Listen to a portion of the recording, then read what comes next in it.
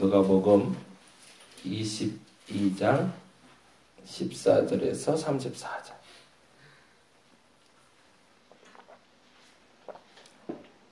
같이 한 목소리로 읽겠습니다.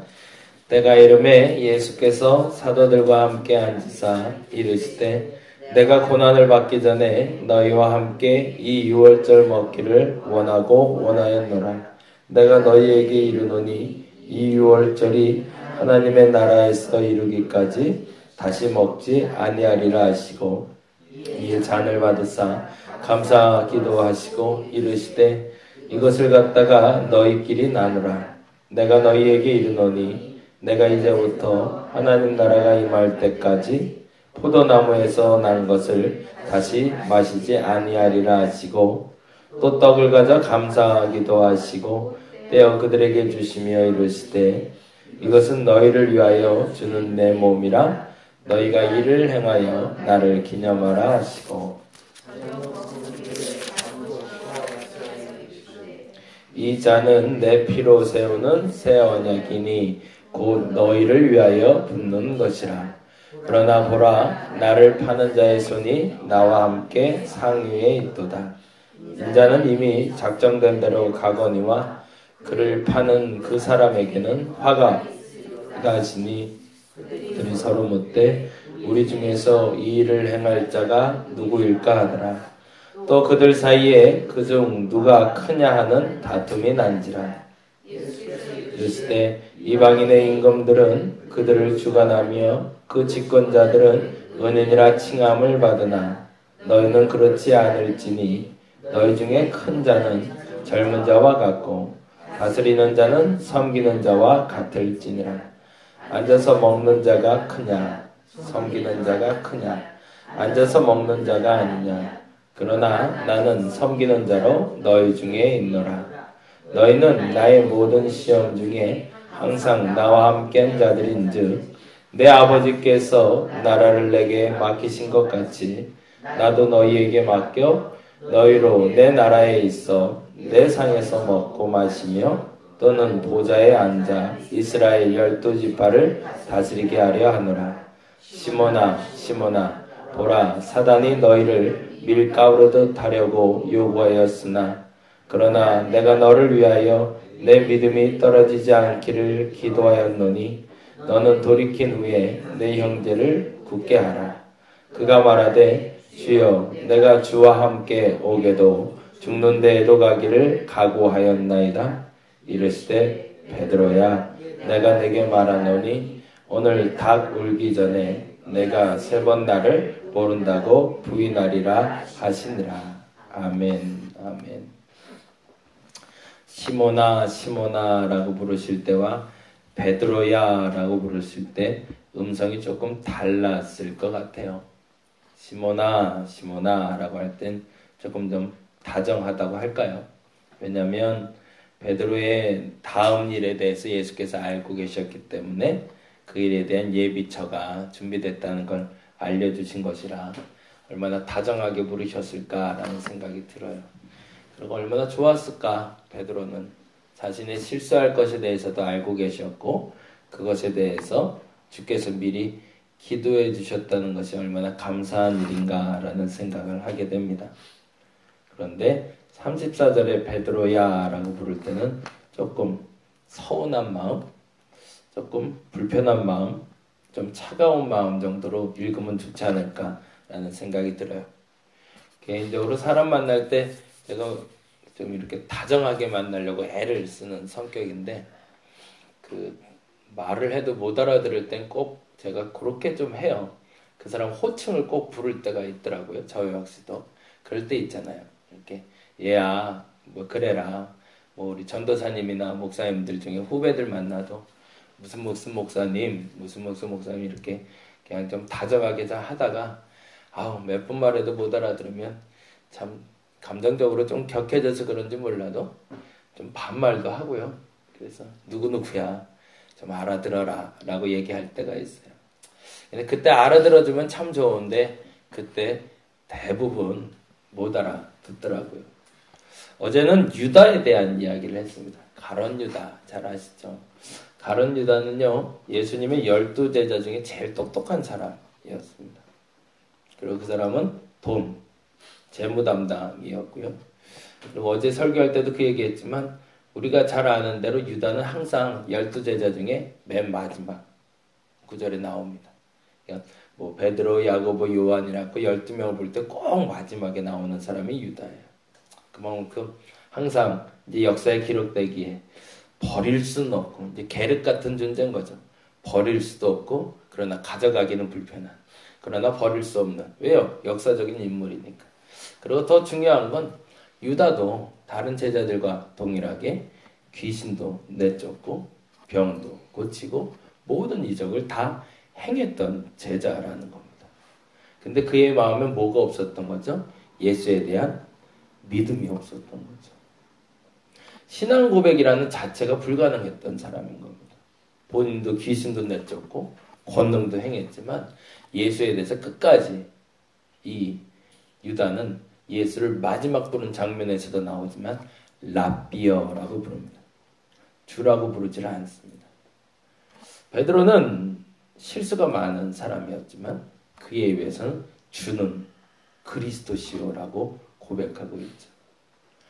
똑같은 형편에서 있다 할지라도, 아니 보다 정확히 말하면 오히려 더 나은 상황에 있는데도 유다는 그 나은 상황을 잘 활용하지 못했던 사람이라는 거죠. 근데 반면에 베드로를 보면 오늘 본문에서도 나오지만 사실은 베드로는 예수께서 미리 기도해 주셨다고 그러잖아요. 기회를 주신 거잖아요. 근데 그것 때문에 곡해될 수도 있는 것 같아요. 어떤 곡해냐면 왜 유다에게는 그 기회를 주지 않았을까라는 곡해입니다. 베드로는 이렇게 좀 중보기도도 해주시면서 왜 유다는 그렇게 실수를 하고 있는데도 불구하고 주께서는 기회를 안 주셨을까? 사실은 그 얘기가 무슨 얘기냐면 어제 제가 설교 영상을 요새 항상 올리는데 설교 영상을 보고 어제 저녁에 누가 질문을 해왔더라고요. 유다에게는 왜 하나님이 기회를 안 주셨을까? 돌이킬 수 있는 기회가 있었다면 유다도 돌아오지 않았을까?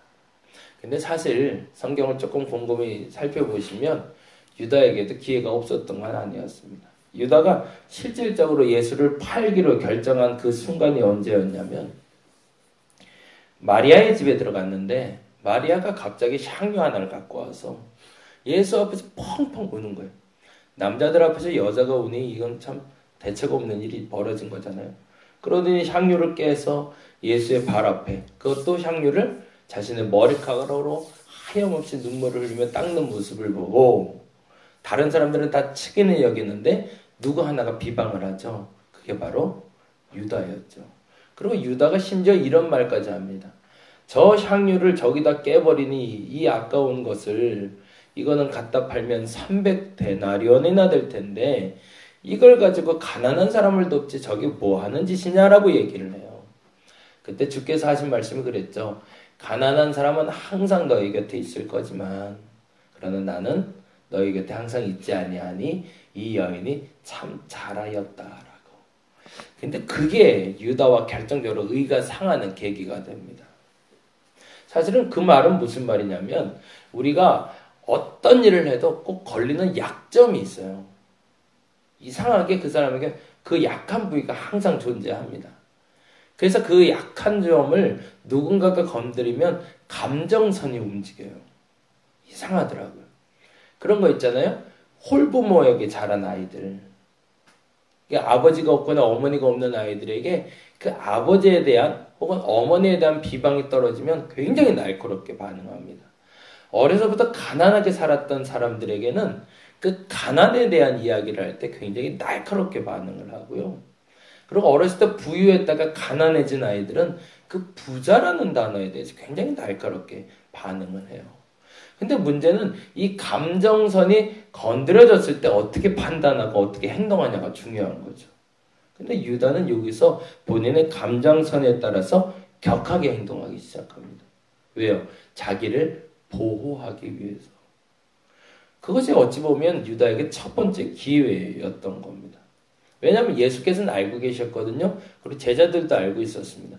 그 전대에 자꾸 유다가 손을 대고 있는 거예요. 그 다음 절에 그 얘기가 나오고 있거든요. 그러니까 본인이 찔림이 되니까 그것에 대한 보호 본능으로 자신의 감정선을 이용해서 예수를 오히려 팔려는 계획을 세웠던 거죠.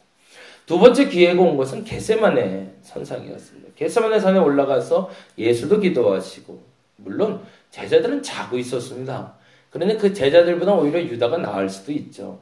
근데 유다가 올라가서 사실은 제자들은 자고 있었기 때문에 유다만 모른 채 했더라면 예수는 잡혀가지 않았습니다. 근데 그 어둠을 뚫고 들어가서 유다가 약속한 대로 예수에게 키스를 합니다. 입맞춤만 하지 않았더라면 예수는 안 팔렸습니다. 본인이 그때도 두 번째 기회가 온 거였죠. 마지막 기회가 있었습니다. 그 마지막 기회는 뭐냐면 예수가 잡혀간 다음이었습니다. 그때 유다는 그 순간의 후회가 막급했던 것 같습니다. 그리고 그 밤에, 그날 아침도 아니라 그 밤에 누구를 찾아가냐면 대제사장을 찾아갑니다. 원래 그때 어디로 갔어야 됐을까요? 예수 그리스도께 갔어야죠. 비록 십자가에 달려 돌아가시면서 형틀에 박히기 위해서 온몸이 피투성이가 됐지만, 그러나 그때 만일 유다가 대제사장에게 가는 것이 아니라, 내가 돈을 줬던 그 사람에게 가는 것이 아니라 만일 예수에게 갔다면 그는 죄사함을 받았을 겁니다. 왜냐하면 예수와 함께 십자가에 달린 그 사람들이 증표를 가져다 줍니다. 한 명은 예수를 욕하잖아요. 근데 한 명은 예수에 대해서 옹호 발언을 합니다. 저는 우리와 같은 사람이 아니라고. 너 그렇게 함부로 말하지 말라고. 그때 예수께서 하신 말이 있죠. 네가 지금 이후로 나와 함께 천국에 있을 거라고. 죄 사함은 어떤 행위나 어떤 내가 삶에 대한 어떤 결과물을 하나님께 가지고 와야 해결되는 것이 아니라 예수를 만나는 순간 해결된다는 거죠. 안타깝지만 유다는 그 마지막 기회도 놓치고 말입니다. 그리고 나서 그의 일을 마치기 위해서 그는 결국 자살이라는 극단적인 행동을 택하게 되죠. 저와 여러분이 예수를 만나는 방법은 아주 단순한 것 같습니다. 그거는 담대함이 아닙니다. 예수 앞에 바로 설 수 있는 방법은 내가 담대해지는 것이 아니라 내가 예수 앞에 못난 사람임을, 부족한 사람임을 인정하는 용기라는 것을 저와 여러분이 기억하길 간절히 바랍니다. 세리가 기도했을 때 예수께서 칭찬하시고 바리새인이 기도했을 때 예수께서 신랄하게 경계하셨던 이유도 거기에 있습니다. 바리새인의 당당함은 참 아름답습니다. 사실은 11조도 하죠. 금식도 하죠. 구제도 하죠. 그가 행동에 잘못된 게 하나도 없습니다. 근데 무서운 거는 그가 11조도 하고 구제도 하고 금식도 하는 것이 구원과는 하등 상관이 없더라는 거죠. 오히려 세리처럼 그 많은 죄를 짓고서도 바닥에 엎드려 눈물 흘리는, 스스로의 담대함이 아니라 스스로의 부끄러움에도 불구하고 예수 앞에 나올 수 있는 용기가 그를 하나님 앞에 구원에 이르게 했다는 겁니다. 베드로의 용기가 저와 여러분에게 있기를 간절히 바랍니다. 베드로의 담대함을 말하는 것이 아닙니다. 베드로는 굉장히 감정적인 사람이었지만 어찌 보면 그래서 예수께서는 그 베드로를 아셨기 때문에 미리 이렇게 얘기하셨던 것 같습니다. 걱정 마라. 넌 잘못할 수밖에 없다. 그러나 돌아올 수 있도록 내가 기도했으니 돌아와라. 동일하게 여러분에게도 기회가 주어질 겁니다. 자꾸 약점을 건드릴 겁니다. 누가 건드릴까요? 사단이 건드리는 거죠. 왜요? 내 감정선을 건드리려고. 그리고 그 감정선을 건드려서 내가 나를 보호하게 하기 위해서. 근데 여러분의 감정선이 건드려질 때 여러분 스스로 여러분을 보호하지 마시고 하나님의 보호 가운데 들어갈 수 있기를 간절히 바랍니다. 방법은 하나밖에 없습니다. 그냥 납작 엎드리는 겁니다. 오늘 이 시간 유다가 아니라, 유다의 잘못된 선택이 아니라 이 베드로의 선택을 할 수 있는 저와 여러분이 되기를 간절히 바랍니다. 그래서 오늘 이 시간 하나님이 여러분을 꼭 껴안아 주시는 그 마음 경험하고 돌아가는 오늘 한 날이 되기를 간절히 바랍니다. 기도하겠습니다. 감정선이 건드려질 때 내가 나를 보호하려고 하지 말게 하시고, 감정선이 건드려지면 내 약점이 들켜질 때 주님의 보호하심에 들어가게 하여 주시옵소서. 예수 앞에 나오는 것은 당당함이 아닙니다. 예수 앞에 나오는 건 나의 부끄러움에 대해서 인정하는 결단입니다. 그 결단력을 내게 허락하여 주옵소서. 무엇을 잘해서 예수께 나오는 게 아니라 잘못했기 때문에 예수께 나오는 겁니다. 근데 사람들이 착각합니다. 잘해야 되는 걸로. 잘할 수 있는 사람이면 굳이 예수님이 십자가에 달려 돌아가시지도 않았습니다. 그 사실을 그렇게 알면서도 왜 자꾸 뭔가를 잘해서 하나님께 칭찬받으려 할까요? 잘해서 칭찬받으려고 하지 말고 잘못한 그대로 주 앞에 엎드리게 하여 주옵소서. 그리고 주께 구하게 하여 주옵시고 주님이 주시는 응답을 받는 우리가 되게 하여 주옵소서. 오늘도 예수 앞에 나가봅니다. 주여 내게 응답하여 주시옵소서. 감사합니다. 고마우신 예수님 이름으로 기도드렸습니다. 다 같이 기도하고 돌아가도록 하겠습니다.